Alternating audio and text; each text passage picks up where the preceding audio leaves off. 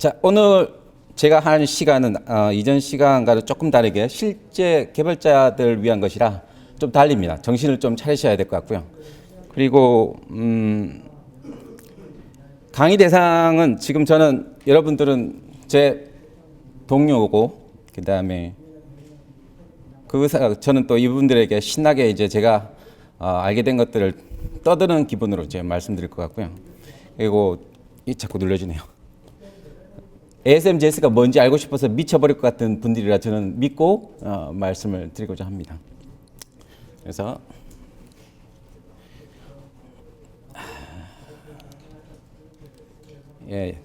동작을 안 하네요. 오늘 목표는 이렇습니다. ASM.JS의 개념과 그 실제를 어떻게 그 사이를 메꿔주고자 합니다. 뭐 종전에 몇몇 분들이 이제 이에 대해서 웹 어셈블리라든지 ASM.JS에 대해서 이제 강의하신 분들이 있지만 실제 코드를 보여주지 못했단 말입니다. 백문이 불여 꼴보기 아니겠습니까? 일단 봐야 합니다. 보면은 감각이 오고 어떻게 써야지 알 수 있다고 저는 생각하기 때문에 그 과정을 하나씩 이렇게 밟아 나갈 텐데 자꾸 눌려지네요. 그래서 그 중간 과정을 찔 수도 있기 때문에 정신을 바짝 차리고 들으셔야 하고요. 만약에 궁금해서 도저히 못 들어갔다 실망하셔도 됩니다. 그래서 세션의 목표는 ASM.JS의 개념 및 실제 적용이고요. 결국은 ASM.JS를 브라우저의 플러그인으로 본다. 이건 저희 관점입니다. 근데 다른 분들은 다른 의견을 가질 수 있겠죠. 또 하나는 재미있는 여러 가지 현상 중에서 브라우저에 하드웨어를 올린다는 것입니다. 물론 이거에 대해서 예제를 보여드릴 것이고 두 가지 예제를 준비를 했습니다. 예제 준비하다가 허리가 다쳤습니다. 이 정도면 기사에 나와야 됩니다. 자, ASM.JS 101 논리 연산 쉽게 보이지만 이게 아주 기본부터 시작한 거라 차근히 따라오시기 바랍니다. 첫 번째, 논리 연산 AND 변수에다가 1611을 넣고요. 여기 로지컬 AND를 시킵니다. 그러면 우리가 다 알다시피 빵이 나오죠. 그럼 다음번 문제. 다음번 문제. 이게 이제 비트로 이제 풀어보면은 1611이 결국 4바이트, 2바이트짜리지만 이렇게 상위 리브를 얻기 때문에 이렇게 표현할 수 있고요. 빵을 이렇게 AND 시키면은, 논리 곱이기 때문에 둘 중에 하나라도 0이면은 0이 되는 거죠. 안 가는군요. 그럼 이번에는 1하고 AND를 시키면 어떻게 됩니까? 예측하십시오. 1하고 AND를 시키면 얼마일 것 같습니까? 대답이 없죠? 그래서 보면은 1입니다. 왜냐하면 1은 상위 비트가 모두 다 0이거든요. 따라서 여기 위에 있는 이 바이트가 만약 0이 있다면 엉뚱한 값이 나겠죠. 여기서 이제 생각하셔야 될 것은 이제 논리 연산의 AND라는 것이 어떻게 나온가. 그 다음에 논리 연산 OR 둘 중에 하나라도 참이면 참입니다. 그렇다면 1611과 1을 OR 시키면 값이 얼마가 남습니까? 1611. 그렇죠. 왜냐하면 제수적기 여기에 1이 걸렸기 때문에. 그리고 나머지 0이 있어봤자 별 의미가 없습니다. 그러면 이게 제일 중요한데요. 논리 연산 OR을 0과 OR 시키면 어떻게 됩니까? 이겁니다. 이걸 기억하셔야 됩니다. 그냥 그대로 나옵니다. 아시겠죠? 왜냐하면 그 둘 중에 하나라도 참이면 그대로 떨어지니까 결국 논리 연산 OR는 그 수 자체를 떨어뜨리는 효과를 가지게 된다. 요걸 일단 기억해 두시고요.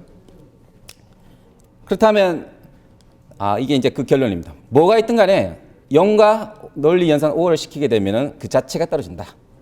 자, 그 다음에 또 하나 이제 굉장히 머릿속에 깊게 새겨둬야 될 게 뭐냐면 타입이 뭐냐? 자신 있게 말할 수 있습니까? 타입이 뭡니까? 목 사이즈입니까? 타입이 우리가 뭐 C 언어를 하든 뭐를 하든 우리 자바스크립트 하는 사람들은 보통 이런 타입에 대해서 별로 신경 쓰지 않습니다. 그러나 조금만 나가면 다른 타입이라는 말이 나오지만 결론적으로 말하자면 타입은 아주 간단하게 사이즈입니다. 그 변수가 얼마만큼의 공간을 차지하냐를 단지 이름으로 표시했을 뿐 결국 타입이라는 것은 사이즈인 거죠. 얼마나 많은 공간을 차지하느냐 이게 바로 사이즈의 핵심이라고 있겠습니다. 그래서 앞으로 타입 얘기가 나올 때 무조건 사이즈라고 생각을 하셔야 될 것 같고요. 타입 컨버전이라는 것은 결국은 이런 타입을 잘 못 보시더라도 일단 직관적이기 때문에 바로 아실 수 있을 겁니다. 1바이트짜리 age 변수를 만들고 2바이트짜리 변수 2를 만든 다음에 대입을 합니다. 어떤 일이 벌어집니까? 객관식으로 해야 되겠죠? 잘리죠. 왜냐하면 상위 바이트 2바이트가 한 바이트짜리 들어갈 경우 상위 바이트가 없죠. 그래서 결론적으로는 잘려버려서 결국 이런 식으로 캐스팅하는 거하고 똑같습니다. 캐스팅 이거로 곧 사이즈 매치라고 볼 수 있겠습니다. 대단히 중요하고 계속 아까 처음에 말씀드렸던 대로 논리 OR, 논리합 그리고 타입 컨버전의 사이즈 얘기를 이제 머릿속에 두셔야 될 것 같습니다. 우리가 다 알다시피 JSS의 넘버는 디폴트로 선언되면 무조건 더블 프리시즌 플롯입니다. 엄청 속도를 먹죠. 그런데 비트와이즈 오퍼레이션 대상은 모듈이 단 32비트 정수를 대상으로 합니다. 아이러니하죠. 숫자를 만들었는데 이 비트 연산자들은 모듈이 그 상위 오퍼란드가 다 32비트 정수라고 가정을 합니다. 그럼 결국 어떻게 됩니까? 타입 컨버전이 일어납니다. 따라서 이때 주의하지 않으면 어떻게 될까요? 잘립니다. 자, 이것까지 이제 마음에 두시고요. 그래서 자바스크립트에는 잘 안 쓰는 트리플 시프트 연산자가 있죠. 아시는 분? 다 아시죠? 이 정도쯤이야? 이 타입 컨버전 쪽에서 더블 시프트는 사인드 컨버전을 합니다. 그리고 좀 이따 예제를 보여드리겠습니다. 3개짜리는 unsigned 컨버전을 합니다.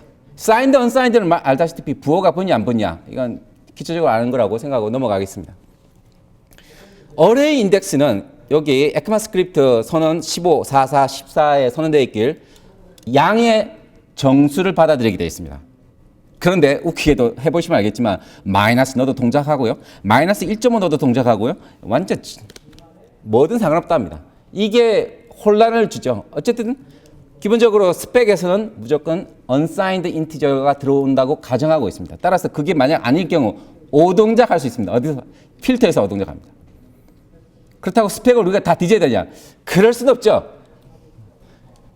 어레이가 일단 선언되고 난 다음에 이거 됩니다. 그렇지만 이건 안 되죠. 나름 넘버. 이건 숫자도 아니니까. 그래서 타입 컨버전을 이렇게 정리를 해보자면 트리플은 unsigned가 되고요. 이 녹색 맞나요? 그 다음에 이 두 개는 signed가 됩니다.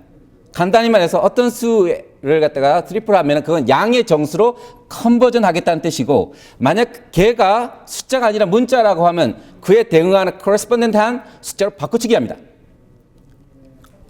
유용하죠. X는 이건 문자죠. 따라서 그냥 빵으로 갑니다. 오브젝트는 이거 숫자처럼 보이지 않죠. 따라서 얘는 0으로 오게 됩니다. 그리고 마이너스 1은 양의 정수이기 때문에 오버플로우 바로 수가 이제 나오게 되겠죠. 최상위 수가 나오게 되겠습니다. 자, 이거에 대해서 결론은 트리플은 unsigned다. 2는 signed다. 타입 컨버전, 즉 사이즈 변환을 한다를 머릿속에 두시면 되겠습니다. 왜 합니까? 도대체 왜? 타입 컨버전의 가장 큰 건 아니죠. 거의 대부분의 목적은 속도입니다. 다들 아시다시피 CPU가 파이프라인을 하고 또 캐시를 하면서 가능한 한 짧은 CPU 사이클 내에 여러 가지 동작을 하기 위해서 사이즈를 무조건 알아야 되죠. 따라서 뭐든지 만약에 타입 컨버전이거든 뭐든 이런 얘기를 하고 있다면 그럼 거의 대부분이 속도와 옵티미제이션에 관련된 일이라고 보시면 되겠습니다. 자, 왜 이렇게 별 4가지밖에 없죠? 그런데 자바스크립트에서 바타입은 뭡니까? 얘 골 때립니다. 얘는 아시다시피 넘버를 할당할 수 있고요. boolean, undefined, null 웃지만은 욕 나오죠. 즉 타입이 너무 많다는 이겁니다. 타입 자체가 하나의 변수가 설정되는데 타입 자체가 런타임에 바뀌다 보니 만약에 something을 객체로 선언하고 난 다음에 이렇게 객체를 불러가지고 이런 식으로 어레이처럼 다룬다든지 어레이 like 오브젝트죠. 그다음에 이걸 다시 속성을 주어가지고 함수를 할당한다든지 또 undefined 하게 되면 그 이전에 할당했던 것들을 다 샅샅이 찾아서 메모리 개베지 컬렉터에 집어넣고 이런 일을 해야 되는데 이때 런타임에 이런 일이 벌어지기 때문에 결국 어떻게 될까요? 속도를 먹습니다. 엄청난 페널티죠. 또 GC를 하는 동안은 개베지 컬렉터 하는 동안은 멈춰버리죠. 아주 짧지만 어쨌든 성능에 굉장히 큰 영향을 미칩니다. 우리가 하는 건 지금 ASM.JS입니다. 조금 아시다시피 웹 어셈블리라는 것이 왜 이런 얘기를 하냐. 네이티브 코드를 브라우저에서 돌리려고 하기 때문이죠. 목표가 그겁니다. 근데 일단은 기본적인 사항을 제가 말씀드리고 있는 겁니다. 그래서 넘버가 자바스크립트에서는 대충 이런 식으로 표현될 수가 있겠습니다. not a number. 이건 넘버가 아니죠. 인티저. 몇 바이트입니까? 무려 8바이트입니다. 1 할당하면 8바이트. 오 마이 갓. 그래서 어레이 막 엄청나게 할당하면 그냥 매번 기하급수적으로 올라가죠. 그 다음에 더블, signed, unsigned 이런 식으로 이렇게 signed int, unsigned int 뭐 이런 식으로 C하고 비슷하게 이렇게 할당할 수 있겠습니다.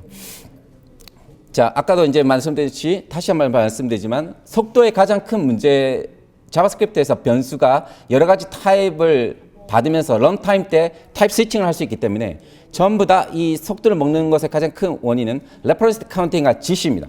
아시다시피 변수를 명시적으로 지우라는 것이 없기 때문에 레퍼런스 카운팅이 삭제가 될 경우에 한해서 GC가 동작해서 메모리가 클리어 된다는 건 다 아는 사실입니다.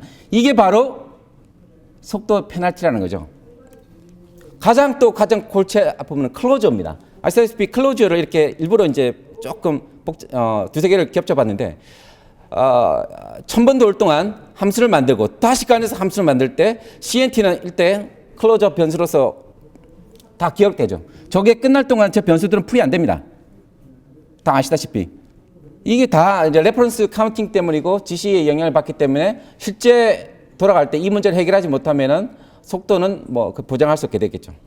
그래서 생각을 했습니다. 이제부터입니다. 꿈이 있습니다. 우리가 2007년도에 자바스크립트 PHP가 서버 사이드에서 온갖 코드를 다 섭렵하고 있을 때 저도 그랬고 또 리오도 그랬고 모든 사람들이 인생 꿈을 꿨습니다. 저 서버 사이드에서도 JS를 코딩 할 수 없나? 라고 바랬던 거죠. 그럼 똑같은 생각이 이제 2009년도부터 슬슬 이렇게 올라왔었는데 유닉스 계열, 즉 콘솔이나 다른 어플리케이션을 브라우저로 옮길 수 없나? 라는 생각이 이렇게 들었던 거죠. 근데 거기에 가장 큰 문제점은 아까 말씀드렸다시피 그럼 소스 레벨에서 그걸 다시 작성할 수 없고 소스 레벨 자체를 그대로 브라우저에서 돌려야 되는데 이것들의 가장 큰 문제점이 뭐냐면 아까 보다시피 속도의 가장 큰 문제점은 뭐다? 타입을 모른다는 겁니다. 자바스크립트는. 실행할 때 계속 체크를 해야 된다는 겁니다. 그래서 만약에 같은 자바스크립트인데 그 타입을 만약에 예측할 수 있으면 어떻게 될까요? 이때 이어가 선언되는 방식에 따라서 점이 찍혔기 때문에 무조건 플롯입니다. 그렇죠? 이게 정수가 아닙니다. 그런데 트리플 시프팅을 하게 되면 얘는 어떻게 됩니까? 양의 정수가 돼버리죠. 그러면 에이지는 얼마가 됩니까? 양의 정수 1611이 됩니다. 이때 만약에 이때 브라우저에서 이 시프팅 한다는 의미를 만약에 알아차리게 되면 에이지 변수의 타입은 정해졌습니다. unsigned int입니다. 맞습니까? 다음 return value에서도 이 함수를 부르기 전까지는 얘가 플롯을 던질지 정수를 던질지 알 수 없습니다. 그런데 뭘 던지든 상관없이 만약에 vertical or를 해버리면 어떻게 될까요? 얘는 signed 즉 부호와 상관없이 안 바뀌면서 정수가 됩니다. 지금 저는 무슨 말씀을 드리고 있냐면 자바스크립트에 없는 타입을 어떻게 하면 기존의 코드가 동작하면서 타입을 지정할 수 있겠냐라는 생각을 하고 있고 원래의 꿈은 뭐냐면 유닉스 및 모든 C++로 작성된 어플을 그대로 브라우저에서 돌릴 수 없을까? 그런데 걔네들이 타입이 있거든요. 근데 자바스크립트는 타입이 없어요. 그래서 그거를 보정할 방법을 생각하는 사람들이 아이디어를 낸 거죠. 더블은 그러면은 어떻게 표현할 수 있냐? 기존의 코드가 돌아가면서 타입을 힌트 주는 방법이 바로 플러스를 시키는 겁니다. 아무런 상관없습니다. 플러스 하면 됩니다. 쟤는 signed 플롯입니다. 그렇지만 이건 무슨 뜻입니까? 얘는 던지는 값이 뭐든 간에 뭐로 바뀝니까? 더블로 바뀌겠죠. 자, 이것도 뭐로 바뀌든 상관없이 우리는 뭘 하고 있다? 자바스크립트에서는 함수의 타입을 지정할 수 없는데, 리턴 타입을 지정할 수 없는데, 이렇게 강조하면 타입을 지정할 수 있네요. 타입을 지정하면 뭐합니까? 인터프리트 언어인데. 그래 봐야 뭐 도진개찐이죠. 그리고 어레이 같은 경우에 폼열은 미세먼지죠. 우리나라는. 인덱스 3을 주고서 이렇게 트리플 시프팅을 시키게 되면 여기서 뭘 한다? 이 코드의 의미는 뭐냐면 그냥 양의 정수를 던진다는 뜻입니다. 아무런 것도 아닙니다. 양의 정수를 넣겠다는 뜻인데 아까 제가 말씀드렸다시피 자바스크립트는 array index 타입으로서 unsigned int를 32비트 unsigned int를 기대합니다. 그걸 만족시켜 주는 것뿐입니다. 무슨 소리입니까? 타입을 만족시킨 것을 체크할 수 있겠네요. 만약에 아까처럼 한다면요. 누군가가 이 브라우저가 좀 더 똑똑해져 가지고 이 구문을 갖다 이해한다면은 array index의 타입이 unsigned 32비트니까 이렇게 들어오지 않으면 에러를 뿜어낼 수 있겠네요. 자, 그럼 이번에는 어떻습니까? 우리가 아까 속도를 먹는 것의 가장 큰 문제점은 자바스크립트에서 변수가 선언되거나 클로저가 생기면 무조건 걔네들이 레퍼런스 카운팅이 삭제될 때까지 메모리에서 떨어지지 않는다는 뜻입니다. 그럼 그런 변수를 만들 때 아예 그러면 기본적인 방법을 만들지 말고 그냥 어레이 버퍼를 만들어 가지고 걔를 메모리를 쓸 수 없냐 이런 생각이 드는 겁니다. 원래 타입드 어레이라는 것은 웹GL 때문에 생겼습니다. 웹GL 데이터로 사인드, 언사인드 데이터를 줘야 됐거든요.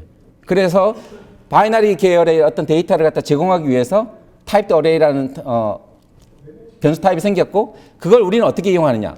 4바이트짜리 공간, 자꾸 바뀌네요. 4바이트짜리 공간을 준비하고요.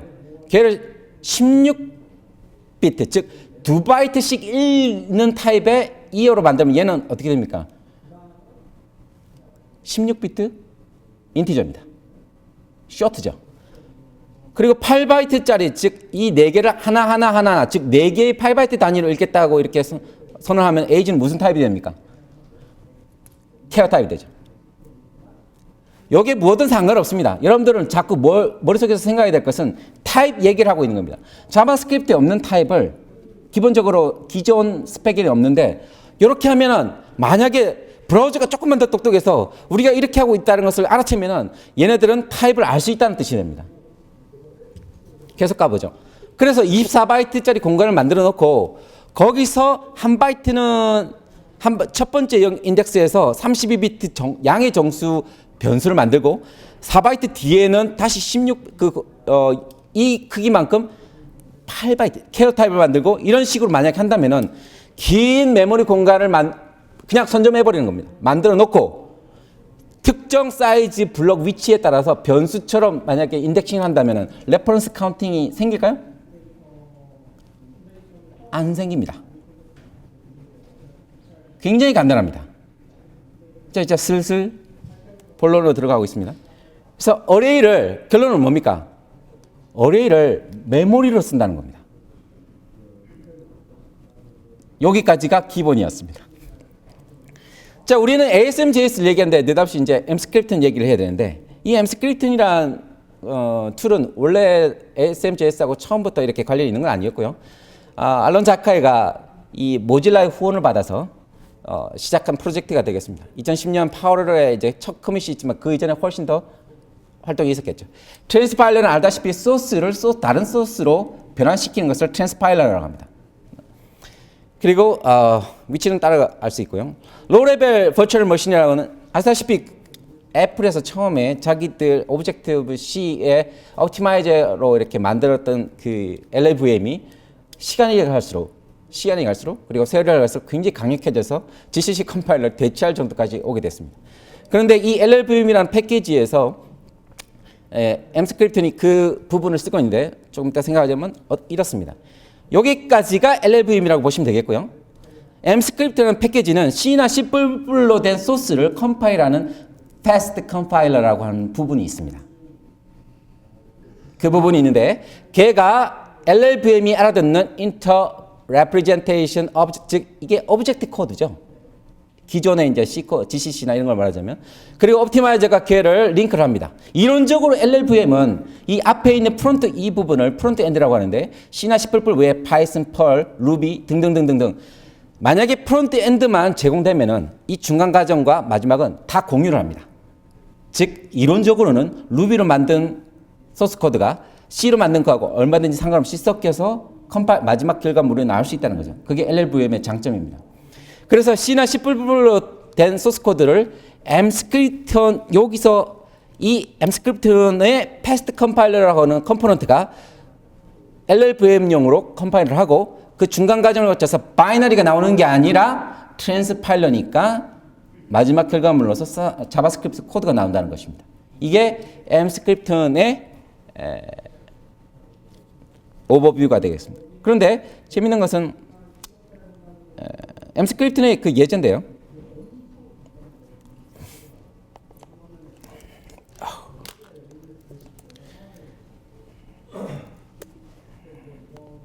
아이고 네트워크가 끊어졌군요.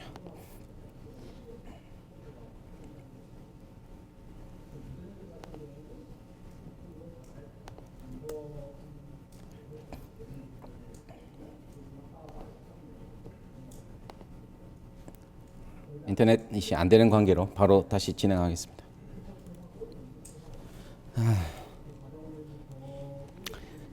ASM.JS가 먼저 아까 말씀드린 그 M스크립트는 먼저 나와가지고 원래는 이 ASM.JS하고 일단 무관했습니다. 그래서 C나 C++로 된 소스를 자바스크립트로 컴파일하는 그 과정을 계속 거치고 있었습니다. 그런데 2013년 5월 20일 날 역시 모질라의 후원을 받은 이 프로젝트 ASM.JS가 나왔고 M스크립트는 이 ASM.JS라는 그 스펙에 맞춰서 소스 코드를 만들 수 있게 되었습니다. 우리가 아까 무슨 스펙을 얘기했냐? 했죠. 플러스를 붙인다는 등, 트리플 시프트, 투 시프트 등등등등등 타입 변환에 대해서 얘기를 했습니다. 즉 ASM.JS는 기존의 자바스크립트 코드를 그대로 둔 채 어떻게 하면은 타입을 지을 수 있고 그것에 대해서 어떻게 표시할 것인가에 대한 스펙입니다. 그래서 대부분의 책이나 이런 데서는 ASM.JS는 서브셋이다 이러면 굉장히 모호한 말로 이렇게 도대체 무슨 소리인지 모르게 만들죠. 근데 결론적으로 그겁니다. 그냥 자바스크립트입니다. 근데 뭐가 다르냐? 소스를 보죠. 이게 ASM.JS로 나온 ASM.JS 스펙에 맞춰서 컴파일돼서 나온 마지막 결과물입니다. 자, 대충 이제는 이게 뭘까요? 이 내용 use ASM 이런 말을 일단 생각하지 마시고요. 요거 그냥 스트링 문자열입니다. 그죠? 스트링 문자열 즉 expression입니다. expression을 이따구로 쓰면은 에러입니까 아닙니까? 에러는 아니지만 별짓 안 하죠. 그럼 얘는 도대체 뭐 하냐 이거죠. 중요한 겁니다. 만약에 어떤 브라우저가 여기 있는 use ASM 함수 내에서 반드시 다시 말합니다. 함수 내에서 use ASM이라는 디렉티브를 만나면은 이후부터는 ASM.JS 스펙이라고 가정하고서 컴파일합니다. 다시 말하지만 이 부분은 런타임에 실제 execution 코드, 즉 이진 바이너리로 컴파일됩니다. 자, 컴파일 되려는 조건이 뭔가요? 다 알다시피 타입을 알아야 되죠. 그렇습니다. 지금까지 타입 얘기한 게 그겁니다. 브라우저가 ASM.JS를 지원한다는 뜻은 이 디렉티브를 이해한다는 뜻이고요. 이 디렉티브에 의해서 그 나머지 소스가 적법하게 기술되어 있다면 런타임 때 컴파일됩니다. 그리고 네이티브 속도로 실행이 되죠. 만약에 오류가 있으면 어떻게 될까요? ASM.JS 스펙이 아니면 무시합니다. 컴파일 안 되고 그냥 일반 자바스크립트로 돌아갑니다. 그래서 호환성 문제를 해결한 거죠.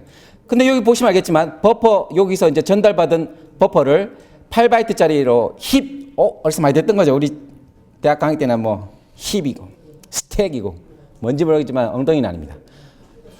근데 이 fike라는 놈이 리턴 값을 잘 봅시다. 이거 뭐 하고 있습니까? 양이 들어온 x가 뭔지는 잘 모르겠지만 정수로 변환하고 있죠. 그런 다음 어디서 많이 봤죠? 양의 정수화 시키고 있죠. 그러니 코드를 봐도 대충 이해가 가능합니다. 그런 다음에 힙의 첫 x번째에서 이건 뭐 하고 있습니까? 리턴 값이 정수네요. 그리고 여기에 복잡하게 보이지만 뭐 하는 짓거리입니까? 이거 정수화하고 있습니다. 그래서 useMJS 밑에 이렇게 코드가 된 것이 적법하다면은 컴파일 시켜서 이후부터는 얘네는 인터프리팅 되지 않고 바로 실행됩니다. 쉽죠? 저는 천재가 아닌가 합니다. 이렇게 쉽게 설명하다니. 그러면 C로 만든 소스가 어떻게 변환되는지 보죠. 펑션 흔해 빠진 소스인데 인티저로 이렇게 인티저 포인터로 선언된 놈이 SMJS를 거치면 어떻게 대충 이렇게 나옵니다. 눈에 보여서 대충 알 것 같습니다. 그러면 이게 무슨 어떻게 소스 보안을 이루냐 이거죠. 이래가지고 소스를 컴파일 해가지고 만약에 내가 배포하면 이거 뭐 말짱 꽝이 아니겠습니까? 대충 이게 무슨 뜻인지 알겠어요. 그런데 이렇게 나옵니다. 미치어버리죠. 전문용어로 미치어버리는 겁니다.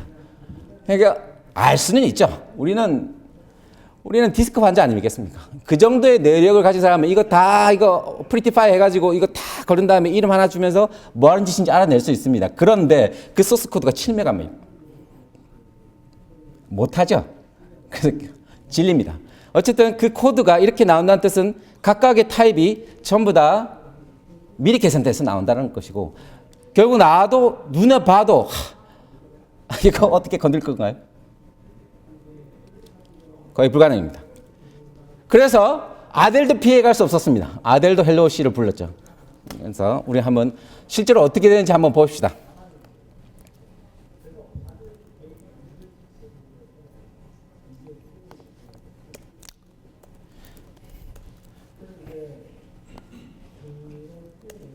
자, hello 아주 간단한 메인 C를 보십시오. Hello from AJ. Hello. make 합니다. 자, make 할 때 옵션들을 잘 보시면 EMCC, Mscript의 CC 컴파일러가 옵티미제이션 레벨 2로 하고 목적 파일을 hello.js로 나옵니다. 트랜스파일러니까요. 그런 다음 여기에 symbol 해가지고 no active runtime, runtime 때 빠지지 않는다라고 줍니다. 뭐 그게 뭐든 상관없습니다. 결과물은 그리고 SMJS 포맷으로 내놔라 라고 이렇게 설정할 수가 있겠습니다. 그냥 CC 컴파일러는 거하고 별 다를 바가 없습니다. 그랬더니 여기 메모리 어쩌고저쩌고 이건 잘 모르지만 어쨌든 hello.js가 나왔는데 결과물이 hello.js를 이제 브라우저에서 좀 더 쉽게 보기 위해서 open hello가 아니라 hello.js를 보죠. 아이고 머니 네이티브 하죠. 뭔지 모르겠습니다. 이게 도대체 무슨 소린지. 예를 들어서 제가 여기 소스가 잘 안 보이는 관계로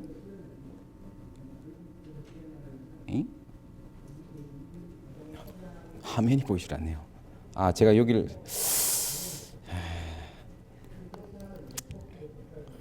프리티 파일 해보겠습니다. 그래서 쭉 대충 첫 라인은 뭐 알 것 같아요. 뭐 이 정도야 뭐 휴가 한 3일 내고 한번 소스를 파면 되겠지 라고 생각을 할 수도 있겠습니다. 이 정도면 뭐 할만하다.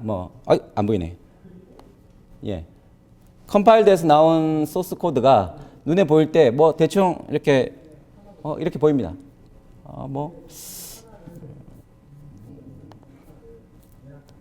제가 화면이 안 보이니 답답하네요.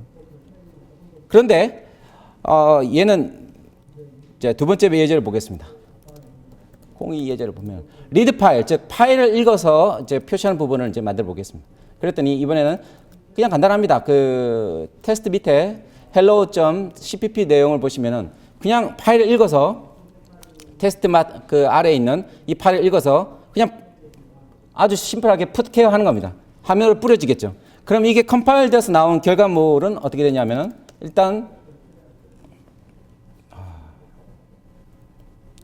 index.js가 되겠고요. index.js가 됐는데 아까하고 조금 또 안 보이네요.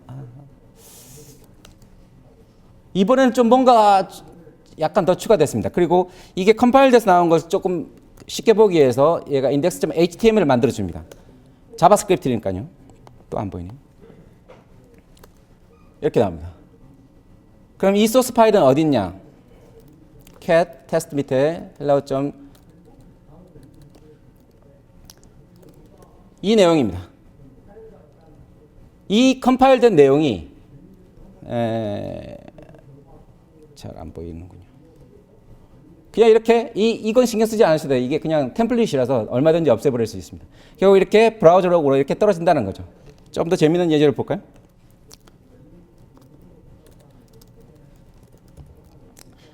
헬로 이건 버그납니다. 그리고 이런 헬로 월드는 너무 재미없어서 실질적으로 그러면 조금 더 잘 돌아가는 걸 이제 보여드리겠습니다.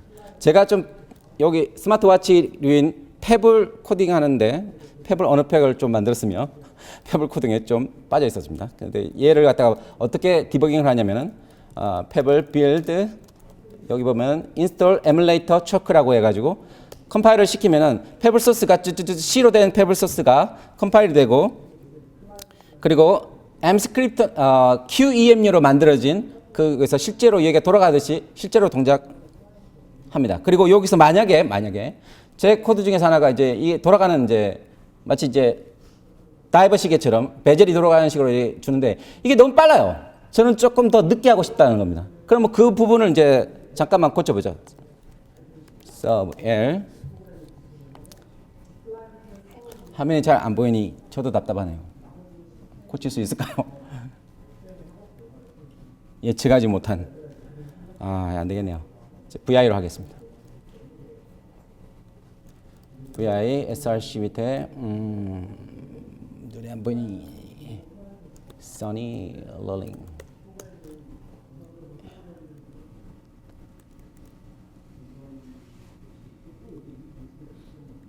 눈에 안 보입니다. 이거 참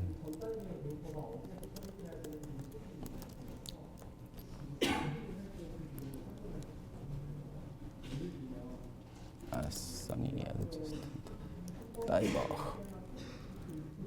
여기 있네요. 이 부분인데요. 이걸 갖다가 1로 바꿉니다. 자, 1로 바꾼 다음에 보통 이제 어떻게 합니까?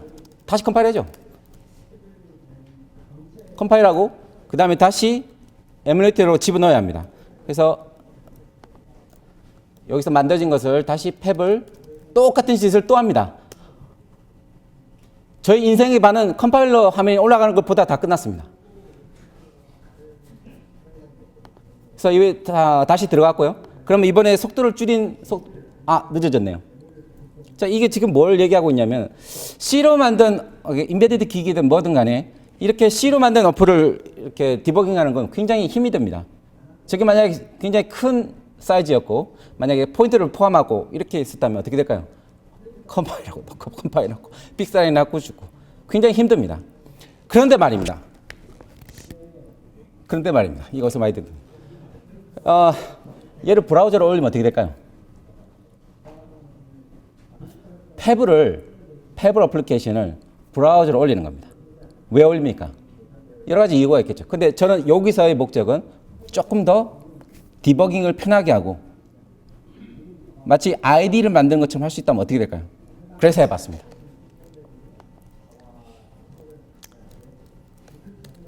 두 번째 예제인 패블 2. 이 예제는 굉장히 간단해서 그냥 화면에 뭔가를 프린트할 겁니다. 그런데 조금 다른 면인데 메이크를 해보겠습니다. 똑같습니다. 똑같은데 뭐 지금 뭔가 대기를 하고 있죠. 대기를 하는 데서 일단 소스를 잠깐 보면 아무것도 안 하고요. 아주 그럴싸한 화면에 메시지만 찍죠. 여기에 보면은 compiled with라고 되어 있죠. 어쩌고 대충 보니까 SMJS로 뭐 화면을 찍겠죠. 그래서 근데 보시게 여기 보면 포트에 대기하고 있습니다. 지금 저는 일단 패블 어플리케이션을 컴파일 하고요. 요 밑에 보시면 알겠지만 EMCC 즉 M 스크립트로 그 전체 소스를 브라우저용으로 만들었습니다. 그리고 나서 이걸 브라우저에서 보겠습니다.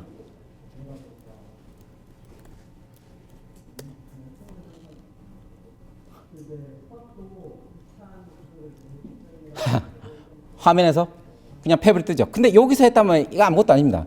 제가 원하는 건 뭐냐면 컴파일된 소스 코드가 이미 컴파일된 소스 코드와 바깥의 자바스크립트가 서로 얘기했으면 좋겠습니다. 그렇게 가능할까요? 가능하죠. 왜냐하면 브라우저로 올라왔으니까요. 그래서 M스크립트는 어떤 기능을 제공하냐면 C가 자바스크립트를 부르고 자바스크립트가 C를 부릅니다. 그 부분을 봐서 하나를 잠깐 테스트로 보여드리겠습니다. src 밑에 메인 C 밑에 어떻게 미리 만들어놨습니다. 여기에 원래 없는 auth라고 하는 그 함수를 만들고요. 사용자가 자바스크립트에서 뭔가 스트링을 주면은 그걸 갖다가 다시 아까 위에 있는 부분을 바꾸겠습니다. 어느 부분이냐면 right layer, 오른쪽 레이어의 이름을 바꿔버릴 겁니다. 그거를 어디서 하냐? 자바스크립트에서 하겠습니다. 이거는 C 코드고요. 그러면 이걸 하기 위해서 어떤 일이 필요하냐? 한 가지밖에 필요 없습니다. 어떻게 하는 식이냐면 97번 아래 툴스의 빌드에 가보면은 여기서 컴파일 할 당시에 EMCC로 컴파일하는 게 이게 답니다. 별거 없습니다. 그 거대한 게 있는 게 아닙니다.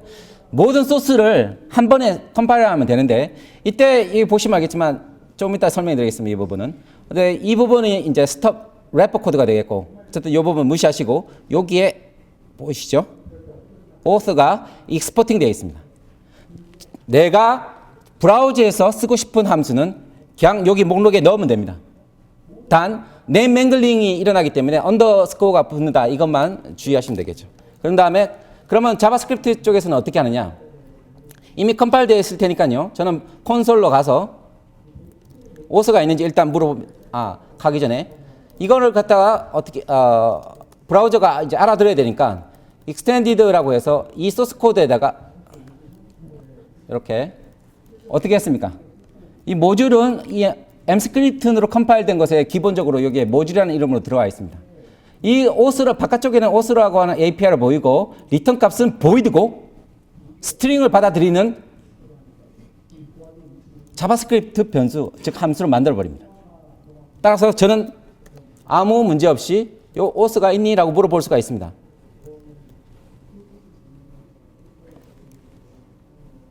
안 나타나죠? 나타났습니다.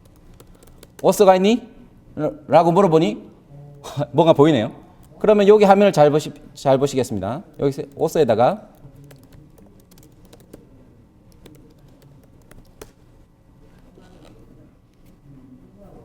자, 이거 갖고 너무 심심합니다. 어쨌든 자바스크립트가 C 부분을 불렀다는 것은 여러분 눈으로 보셨고요. 그러면 이거 가지고 뭘 하냐? 더 나아가서 제가 이 부분에서 백그라운드 색깔을 막 바꾸고 싶은데 이걸 시계로 컴파일해 가지고 막 본다는 것은 너무 괴롭습니다. 그냥 브라우저에서 하면 안 될까요? 되죠.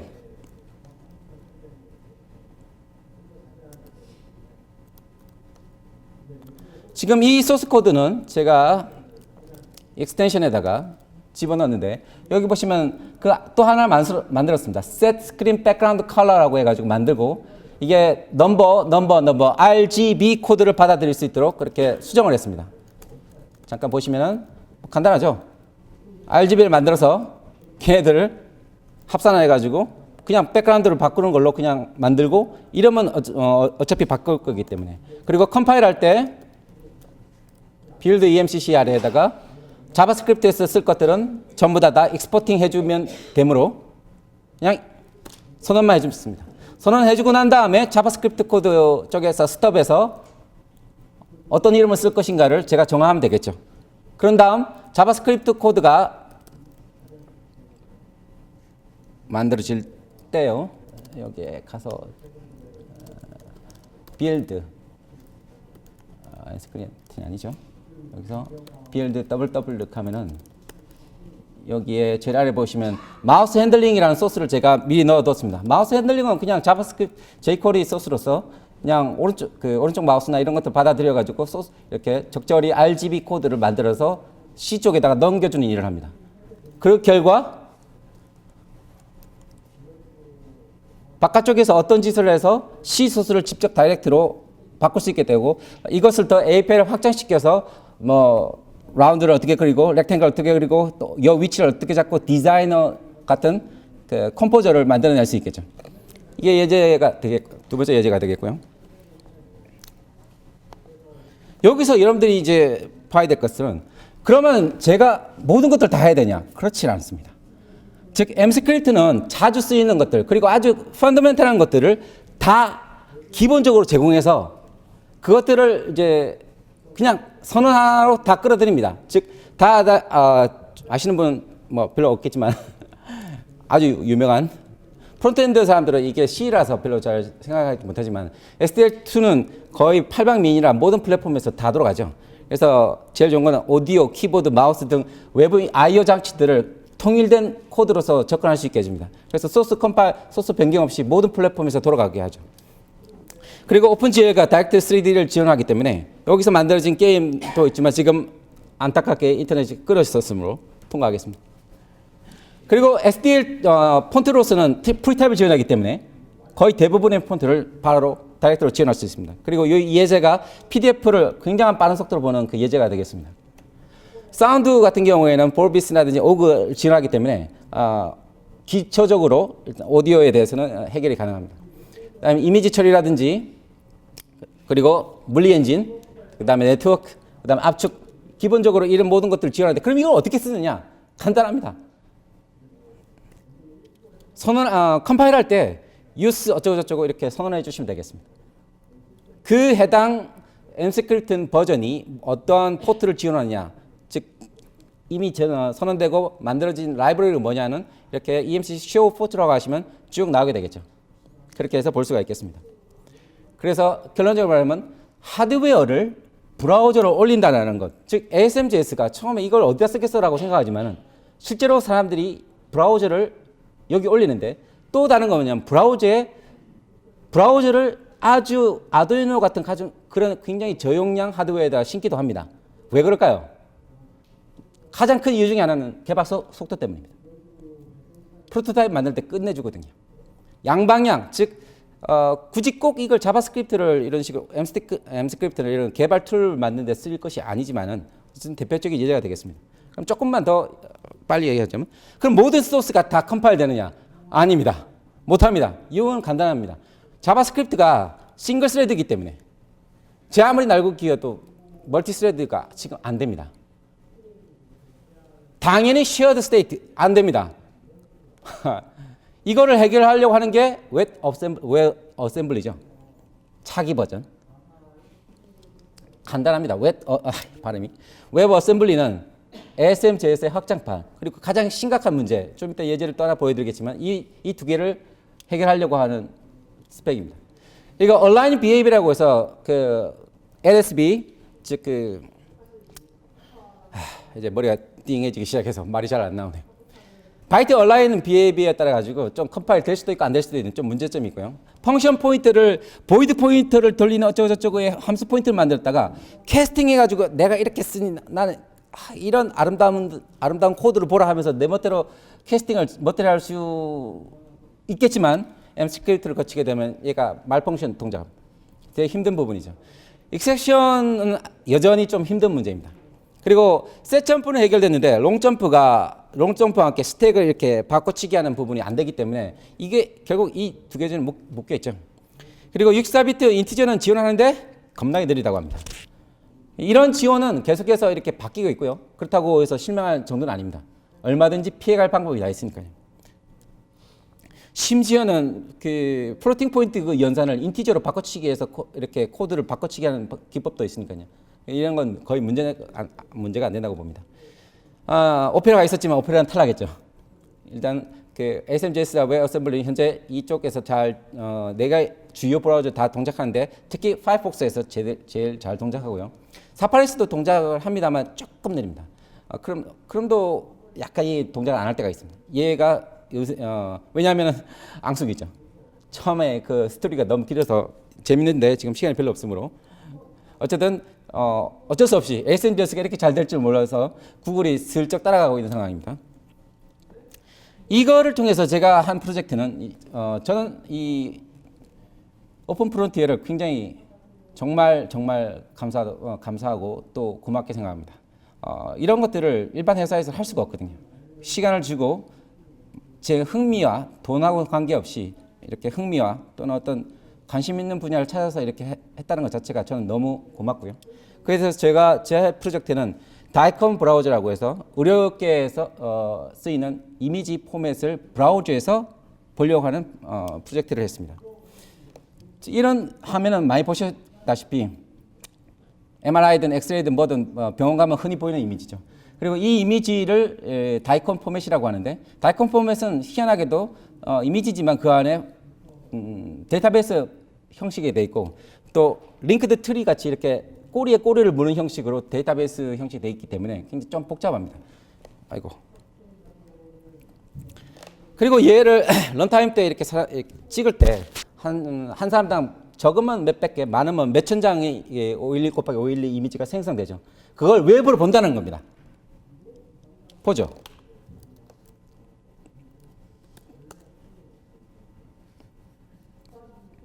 뜨는 과정을 보여드렸어야 되는데 안타깝네요. 이 또 화면이 잘리네요. 화면 사이즈가 작아서 좀 많이 아쉽습니다. 일단 한 장짜리 이미지를 이런 방식으로 금방 됐죠. 그런 다음에 윈도우이라 해서 그 다이콘 이미지는 상당히 그 값의 범위가 굉장히 큽니다. 그런데 이걸 표시하고 있는 캔버스에서는 그 표시할 수 있는 바이트수가 비트수가 8비트밖에 안 되기 때문에 그 값을 슬라이딩합니다. 슬라이딩을 이렇게 표현할 수 있겠죠. 즉 이미지가 가지고 있는 값의 변이를 하면서 이렇게 시커먼 것은 비었다는 뜻이고요. 흰색은 뼈가 되겠습니다. 레벨에 따라서 피가 잘 보이는 30 정도가 하면 혈관이 좀 주로 보이고요. 뭐 그런 의사들이 이제 아는 걸 다른 안 모르지만 어쨌든 근데 이 한 장짜리 말고 이제 아까 말씀드렸던 좀 문제 있는 싱글 스레드라는 이유 하나가 미치는 영향이 보십시오. 이걸 하는 동안 CPU가 저는 지금 노트북 8개인데 한 개밖에 못 씁니다. 그래서 지금 로딩 안 하고 변환하는 시간에도 볼 수는 있는데 아무 짓도 못 합니다. 지금 CPU 하나만 지금 돌고 있는 상황입니다. 만약 이게 8개가 돌게 된다면 어떻게 될까요? 팽팽 돌아가겠죠. 일단 로딩되고 난 다음에는 뭐 거의 날아다닙니다. 그리고 뭐 어떤 특정한 부위를 찾아서 보는 거 문제 없죠. 원래 이 이거는 DCMTK라고 하는 C++ 소스로 됐고 이 C++ 소스를 컴파일해서 브라우저에서 돌리는 겁니다. 그럼 그 소스를 잠깐 어떻게 되는지 보고 넘어가야 되거든요. 왜냐하면 행문이 불일꼴 복연이기 때문이죠. src, js, 그 다음에 dcm scope가 아니라 dcmtk.js 갔더니 처음에는 뭐 대충 뭐 이 정도야 이게 VI가 죽었습니다. VI 말고요. 서브의 dcmtk 이걸로 보겠습니다. 소스를 보니 쭉 어느 정도 보이는가 싶더니 조금 내려가니까 아이고 머니 네이션 거의 뭐 바이너리네요. 네, 그런 식으로 거의 해독이 불가합니다. 거의 4분의 3? 초기에 조금 스톱만 눈으로 볼 수 있을 뿐 나머지는 거의 다 이런 식이기 때문에 컴파일에서 나온 거라고 해도 뭐 과언이 아닙니다. 그래서 중간에 안다고 해서 하이제킹하기도 힘들고요. 물론 고칠 수는 있겠지만 굉장한 노력이 들겠습니다. 자, 그 문제가 하나 있는데 이게 사이즈가 컴파일에서 나온 그 JS 파일의 사이즈가 무려 기본적으로 메가단위입니다. 이 말 뜻은 모바일에서 치명적이라는 뜻입니다. 더 줄여야 되겠죠. 옵티마이저와 컴파일러의 수준이 좀 더 높아져야 합니다. 어쨌든 이게 제일 큰 문제고요. 그렇지만 그 데스크탑에서는 얼마든지 돌릴 수 있는 성능 상태가 됐고요. CPU 자원을 싱글 스레드 문제를 해결해야 합니다. 그리고 또한 컴파일러 툴킷의 의존성이 크다는 것은 아직까지 빌드를 하기 위해서는 수동으로 래퍼를 만들고 그 소스 코드를 수정해야 되고 등등등 작업을 좀 해줘야 됩니다. 물론 그 여러 사람들이 뭉쳐서 이걸 계속 도와주고 있지만은 그리고 굉장히 많은 포트들이 나왔고 SQLite라든지 이런 것들은 이미 다 올라와 있죠. 심지어 VI도 그냥 올라와 있고. 근데 사이즈가 어마무시합니다. 27메가. 누가 그걸 쓰겠습니까? 그래서 지금 당장은 조금은 더 나아져야 될 것 같고요. 개선 방향은 무조건 첫째도 CPU고 둘째도 CPU입니다. 이게 해결 안 되면 ASM.JS를 가지고서 어떤 실질적인 어플리케이션을 만드는 건 대단히 힘들다고 볼 수 있겠습니다. 그런데 우리는 그러면 ASM.JS를 대하는 우리의 자세는 어떻게 돼야 될까요? 뭐 처한 상황마다 이렇게 다르겠지만 저는 이렇게 생각합니다. 플러그인입니다. C나 C++로 된 그리고 기존적으로 브라우저가 해결하지 못했던 것들을 그냥 불러들이는 겁니다. ASM.JS로 만들어졌기 때문에 그냥 돌아갑니다. 뭐 유효되지 시큐리티 바이올레이션 안 일어납니다. 그렇기 때문에 제가 뭐 이렇게 해라 하는 건 아니지만 제가 생각했을 때 이게 가장 크고요. 그 다음에 요즘의 트렌드라고 보기는 하드웨어를 브라우저에 올린다는 것, 또 브라우저를 로우 레벨 하드웨어에 신고 있다라는 점, 뭐 그런 일련의 그런 흐름이 있겠습니다. 혹시라도 질문 있으십니까? 질문이 있으면 이걸 딱 쓰려고 했는데 아쉽네요. 점심시간에 혹시 질문사항 있으시면 오시면 되겠습니다. 마치겠습니다.